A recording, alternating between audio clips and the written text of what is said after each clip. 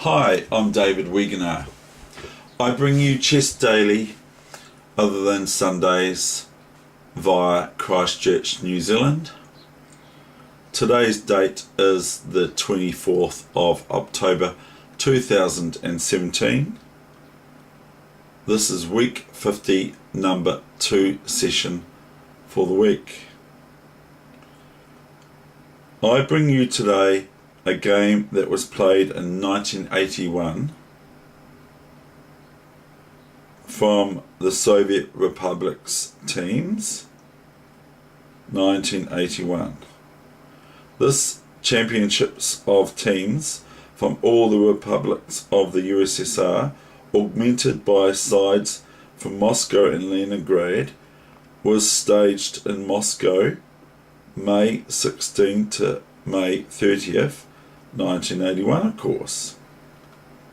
The teams of 8 boards plus reserves were divided into 2 sections based on their 1979 results.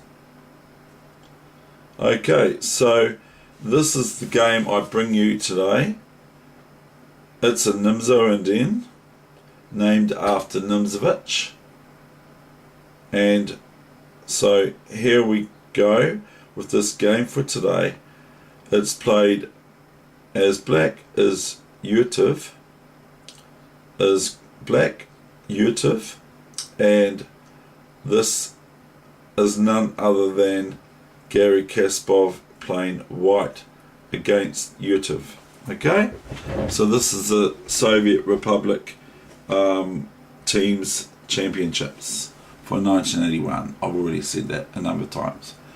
So here we go. D4, C4, E6, Knight C3, Bishop B4. This constitutes the Nimzo Indian opening as we all know it in main circles of chess.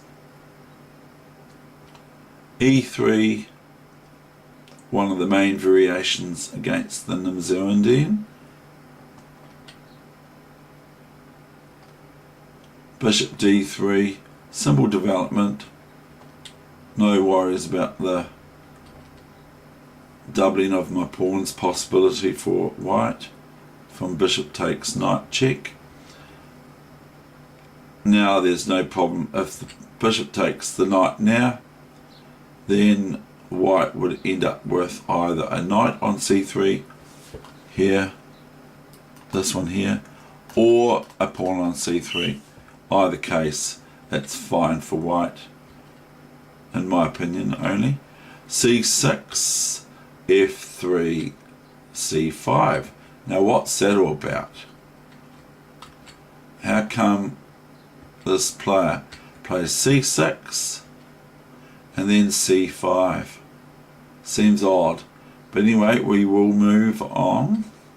A3, and now black Yutiv plays CD4 and Garry just plays ED4 back. He could play B, bishop, taking the bishop here.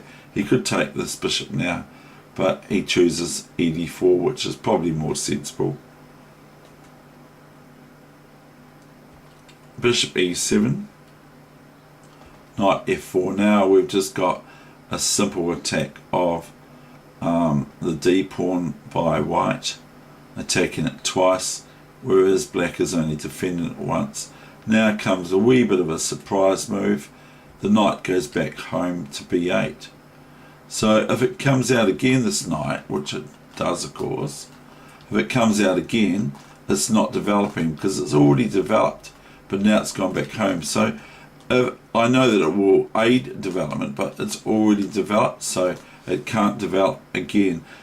A developing move is the first move for that piece, not the third move. G4, now this looks a little bit like, where did I learn the sort of G4 thrust from? Maybe it was from Garry.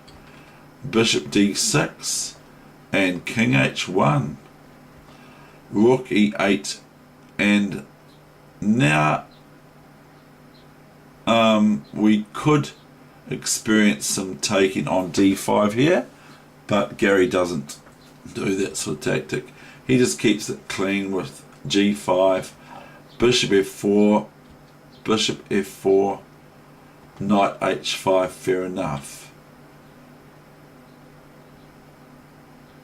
Now comes a wee surprise, bishop e8. This was a surprise for me. I didn't consider that in the reckoning. I thought of other moves like queen d2 here instead of bishop b8, queen d2, or bishop back to d2 or such like. So Gary rids himself of the problem of the issue of where to place the bishop. Rook b8 and f4 comes now. Now this opens up the diagonal for the queen, which is now attacking the knight on h5, which is loose at the moment, so it undermines the protection of the knight by f4. So g6 is probably, in my opinion, the only move. There is none other. Maybe there are, but I'm not going to get into them. Queen f3, now attacking the pawn twice, again on d5. And here at this, here at this stage, the position is necessary for us to look after our pawns.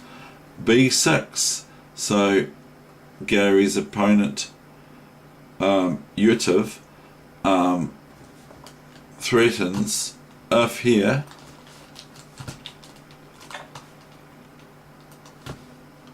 bishop b7, okay? So that's no good for white at all. It's rather horrible actually.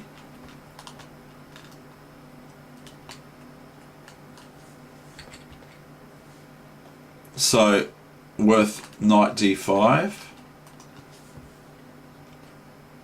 comes this, and merely taking, and then white loses major queen material.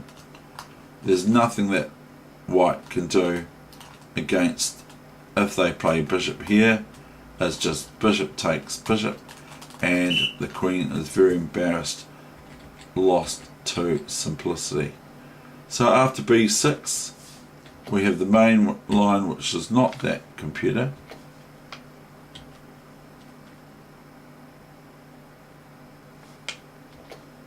It's saying something wrong here.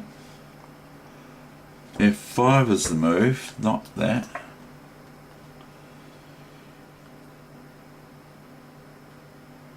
Something happened with my scoring there because I've done this again. So I will take you through the rest of the game manually.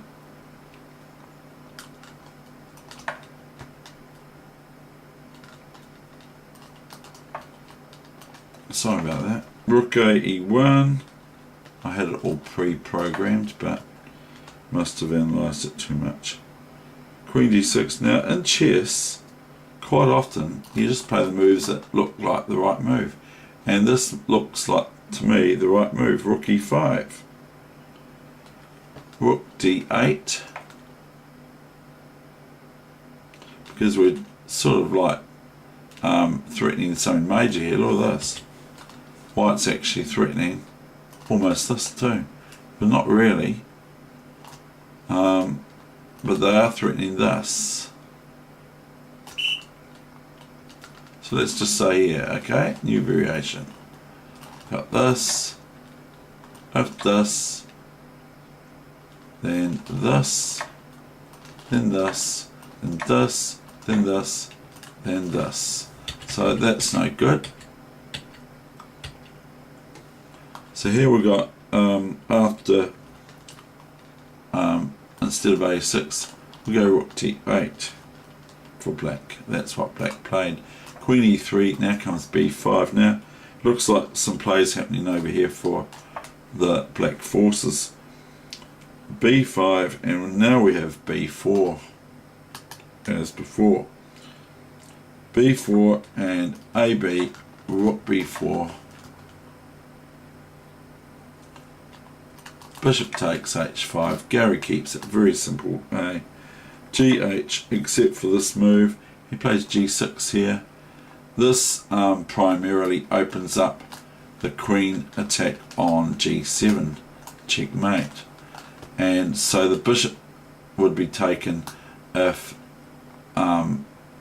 black plays fg6 by white with rook e6, and that's quite final, that position for white, because they're going to have a lot of attack here, whatever black's reply is. So black plays hg6, and now to finish the session, new main line, rook f6, e6 I mean, fe, queen h6, rook b7, and here, without waiting for white's move, black resigned. And this is what the computer gives, king h8 and f7. And we're all final here, aren't we, really? Because after this, black's threatened with this.